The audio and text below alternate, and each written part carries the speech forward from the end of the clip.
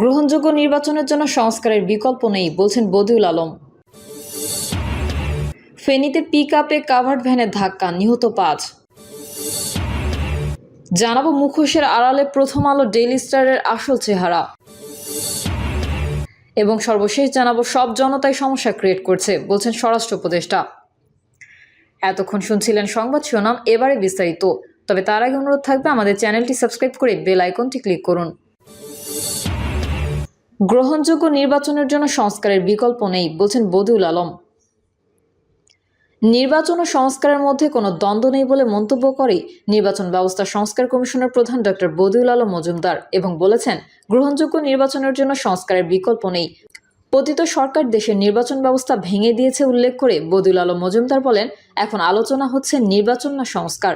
এর মধ্যে আমি তো কোনো দ্বন্দ্ব দেখি না, কোনো রকম একটার বিপরীতে আরেকটা নয়, আমাদের দুটোই দরকার। তিনি বলেন, আমাদের যেমন নির্বাচন দরকার তেমনি সংস্কারও হতে হবে, তবে নির্বাচনটা সুষ্ঠু ও নিরপেক্ষ হতে হবে এবং সবার ভোটের অধিকার নিশ্চিত করতে হবে।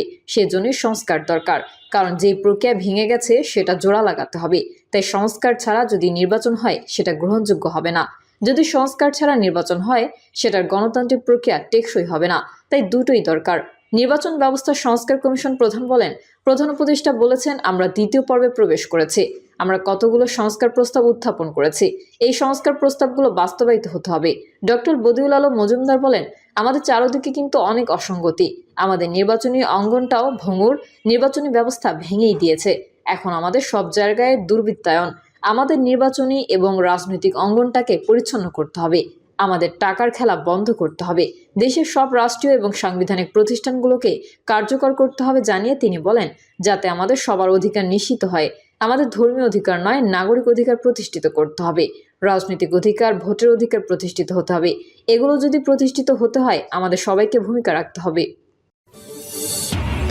ফেনীতে পিকআপ কাভার্ড ভ্যানে ধাক্কা, নিহত ৫। ফেনীতে পিকআপ ভ্যানে কাভার্ড ভ্যানের ধাক্কায় ৫ জন নিহত হয়েছেন। এছাড়া গুরুতর আহত অবস্থায় কয়েকজনকে ফেনী জেনারেল হাসপাতালে পাঠানো হয়েছে। স্থানীয় প্রত্যক্ষদর্শী সূত্রে জানা যায়, নির্মাণ শ্রমিকদের বহন করা একটি পিকআপ ফেনীর উদ্দেশ্যে আসছিল। পথিমধ্যেই মহাসড়কের দক্ষিণ মাইজবাড়িয়া হাফিজি মাদ্রাসা এলাকায় পৌঁছালে পেছন থেকে একটি কাভার্ড ভ্যান ধাক্কা দেয়। এতে ঘটনাস্থলেই ৫ জন নিহত হন। স্থানীয়রা গুরুতর আহত অবস্থায় কয়েকজনকে উদ্ধার করে ফেনী জেনারেল হাসপাতালে পাঠিয়েছে।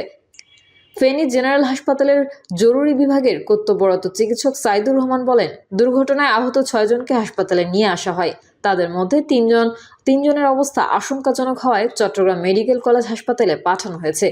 এ ব্যাপারে বেগদাদিয়া পুলিশ ফাঁড়ির ইনচার্জ মিজানুর রহমান ঢাকা পোস্টকে বলেন, খবর পেয়ে হাইওয়ে থানার পুলিশ সহ আমরা দ্রুত ঘটনাস্থলে আসি।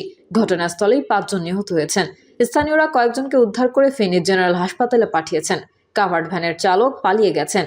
এখন মহাসড়কের ঢাকামুখী লেনের একপাশে যান চলাচল করছে। মুখোশের আড়ালে প্রথম আলো ডেইলি স্টারের আসল চেহারা। প্রথম আলো ডেইলি স্টার হলো দেশ বিরোধী, গণতন্ত্র বিরোধী, যারা সবসময় দেশে বিরাজনীতিকরণের পক্ষে। যখনই তারা সুযোগ পায় তখনই বাংলাদেশের বিরুদ্ধে অবস্থান নেয়। সাম্প্রতিক সময়ে ডেইলি স্টারের ভূমিকা তার প্রমাণ। উল্লেখ্য যে, ওয়াশিংটনে গত শুক্রবার মার্কিন প্রেসিডেন্ট ডোনাল্ড ট্রাম্প এবং ভারতের প্রধানমন্ত্রী নরেন্দ্র মোদীর বৈঠক শেষে সংবাদ সম্মেলনে বাংলাদেশ প্রসঙ্গে একজন ভারতীয় সাংবাদিক প্রশ্ন করেন। এই প্রশ্নের উত্তরে মার্কিন প্রেসিডেন্ট যা বললেন তা সম্পূর্ণ বিকৃত করে প্রকাশ করল দেশের ইংরেজি দৈনিক দ্য ডেইলি স্টার। অনেকের ধারণা, ভারতকে খুশি করতেই ডেইলি স্টার ইচ্ছা করে এটা করেছে।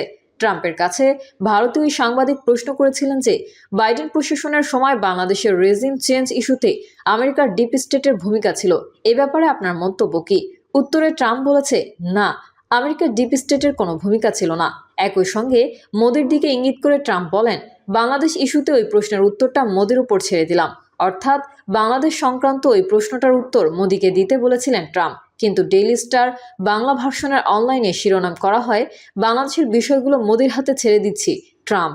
বিষয়টি নিয়ে সামাজিক যোগাযোগ মাধ্যমে তীব্র ক্ষোভ ও প্রতিক্রিয়া সৃষ্টি হলে বাধ্য হয়ে ভুল স্বীকার করে ডেইলি স্টার। প্রথম আলো ডেইলি স্টারের বিকৃত মিথ্যাচার এটি প্রমাণ না।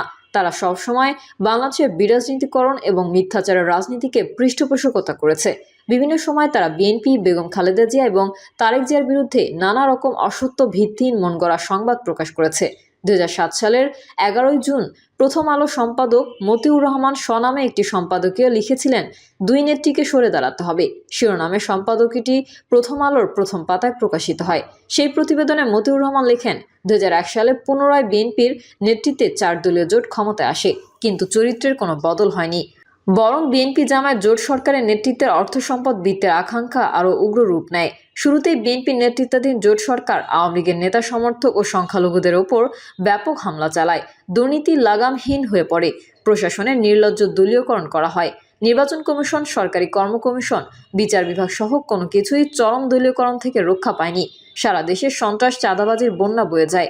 খালেদা জিয়া ও নেতারা দেশব্যাপী নৈরাজ্য, চাঁদাবাজি, লুট, জমি দখল ও দেশি বিদেশি সূত্রে শত সহস্র কোটি টাকা সংগ্রহ অভিযানে নেমে পড়েন। সেই সঙ্গে যুক্ত হয় ধর্মীয় জঙ্গিবাদ, দেশব্যাপী বোমা, গ্রেনেড হামলা প্রভৃতি। এগুলোর পেছনে বিএনপি জামায়াত জোট সরকারের পৃষ্ঠপোষকতা আমরা দেখতে পাই। বিরোধী দলীয় নেত্রীর জনসভায় গ্রেনেড হামলায় 22 নেতাকর্মীর মৃত্যু ও 3 শতাধিক লোকের আহত হওয়া, সাবেক অর্থমন্ত্রী শাহ এএমএস কিবরিয়া সহ অনেক বিরোধী দলীয় নেতাকর্মীকে হত্যার ঘটনায় আমরা তদন্ত আর বিচারের নামে প্রহসন দেখতে পাচ্ছি। সন্ত্রাস, দুর্নীতির সঙ্গে মন্ত্রী, সাংসদ সহ দলের সর্বোচ্চ পর্যায়কে সরাসরি জড়িত হতে দেখা যায়। এই ব্যাপারে প্রধানমন্ত্রীর কার্যালয়ও ব্যাহত হয়। বেগম খালেদা জিয়ার 2 সন্তান তারেক রহমান ও আরাফাত, 2 ভাই সাইদ ইস্কান্দর ও শামীম ইস্কান্দর এবং অন্যান্য আত্মীয়রা ব্যাপকভাবে দুর্নীতির সঙ্গে জড়িত হন। তার ঘনিষ্ঠ কর্মকর্তা 2 রাজনৈতিক সচিব হরিশ চৌধুরী ও মোসাদ্দেক আলী ফালুর নগ্ন দুর্নীতি এখন সর্বত্র সমালোচিত, আলোচিত। তাদের দুর্নীতি আর দখলের যেসব কাহিনী প্রকাশিত হয়েছে তা একসময় অবিশ্বাস্য মনে হলেও সেসব এখন সত্য বলে সবাই মানছেন। সাবেক মন্ত্রী, সাংসদের ব্যাপক দুর্নীতি, আফ্রিকান বিভিন্ন স্বৈরশাসকের দুর্নীতির কাহিনীকেও হার মানিয়েছে। এসব দুর্নীতির নানা খবর এখনও প্রকাশিত হয়ে চলেছে। তিনি আরও লিখেছেন, আমরা দেখতে পাই 5 বছরের মেয়াদ শেষে যে কোনো উপায়ে আবার ক্ষমতায় আসার জন্য বিএনপি কেমন মরিয়া হয়ে উঠেছিল। নির্বাচন কমিশনে নিজেদের লোক বসিয়ে এবং ভুলে ভরা ভোটার তালিকা করে পুনরায় ক্ষমতায় ফিরে আসতে চেয়েছিল।